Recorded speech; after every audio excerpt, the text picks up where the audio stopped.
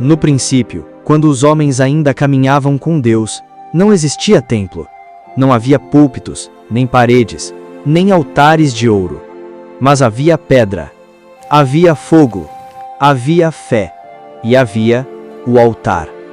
A Bíblia nos mostra o primeiro altar no coração da história de dois irmãos, Caim e Abel. Ali, pela primeira vez, o homem oferecia algo em sacrifício, e Deus aceitou um e rejeitou o outro. Por quê?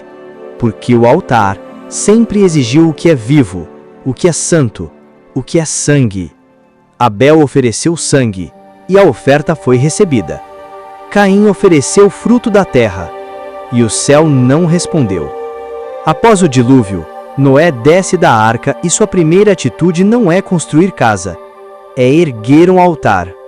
O altar era lugar de sacrifício, mas também de perfume espiritual. Deus recebia, Deus respondia. Abraão edificou altares por onde passou. O maior altar de Abraão não foi feito de pedra, foi feito de obediência.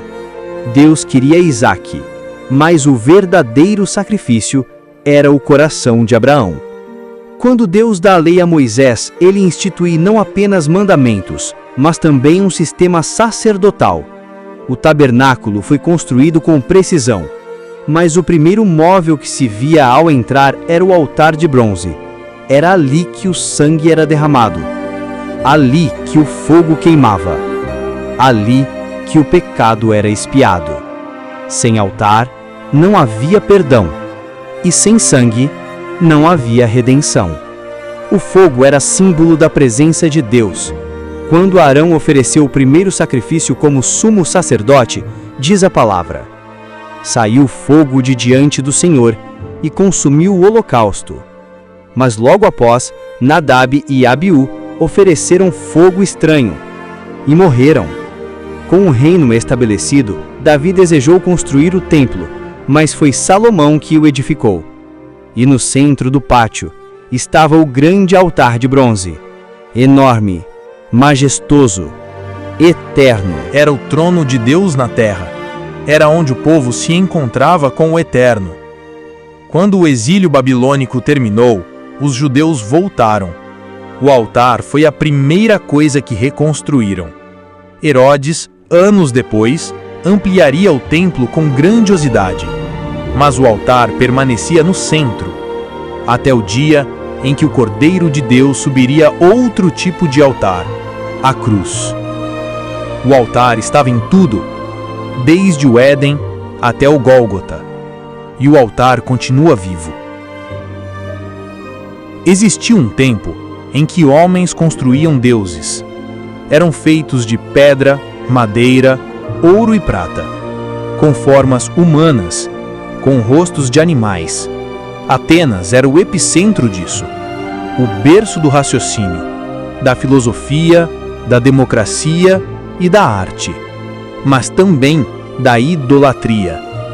Séculos antes de Cristo, os atenienses já haviam esculpido centenas de ídolos e mesmo assim sabiam que faltava algo, faltava alguém. A história começa cerca de 600 anos antes do apóstolo Paulo caminhar por Atenas. A cidade estava debaixo de uma praga mortal.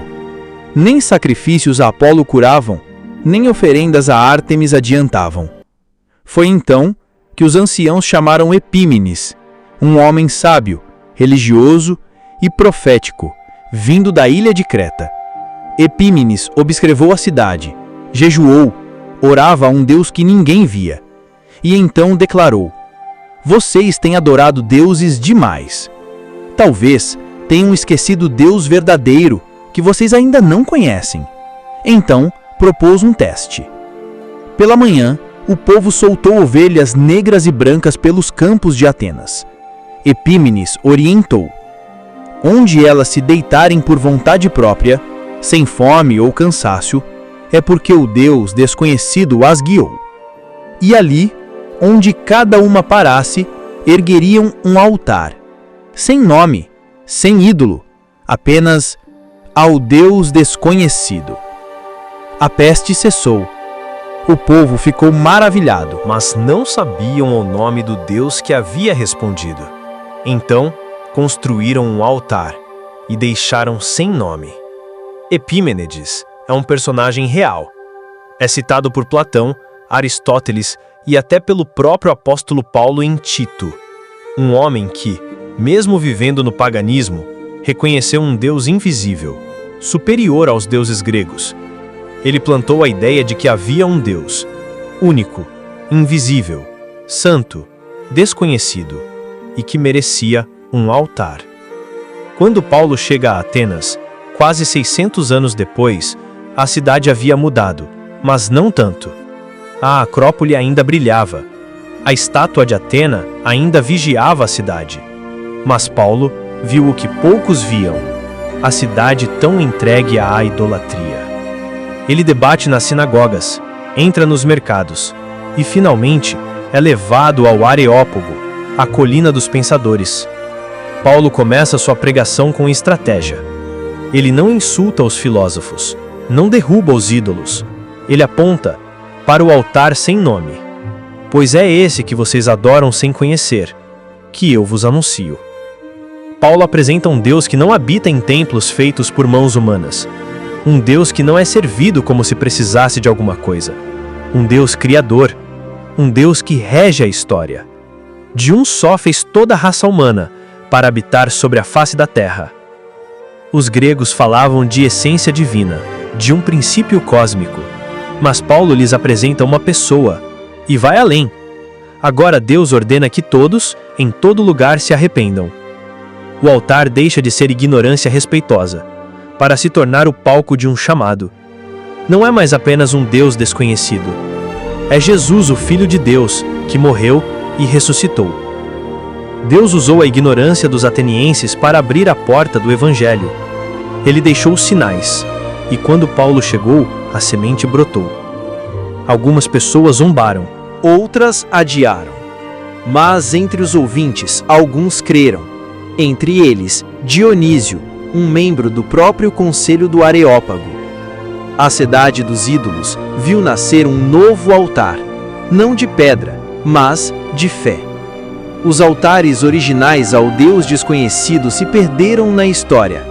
Hoje, apenas inscrições fragmentadas e relatos literários confirmam sua existência, mas seu legado permanece. A busca por Deus, mesmo em meio à escuridão. O altar era uma pergunta, e Paulo trouxe a resposta. O altar ao Deus desconhecido foi o palco, onde a graça revelou o rosto de Deus. Jesus, o nome que faltava. Jesus, o rosto que os gregos buscavam.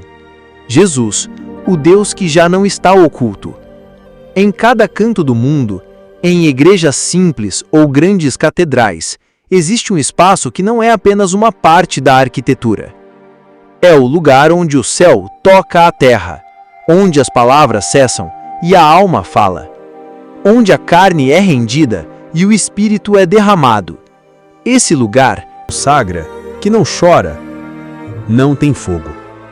O altar é onde a palavra é ministrada com lágrimas, poder e temor. Não é palco, é tribunal de glória. Famílias são restauradas no altar. Casamentos são curados. Filhos desviados são apresentados diante do Senhor.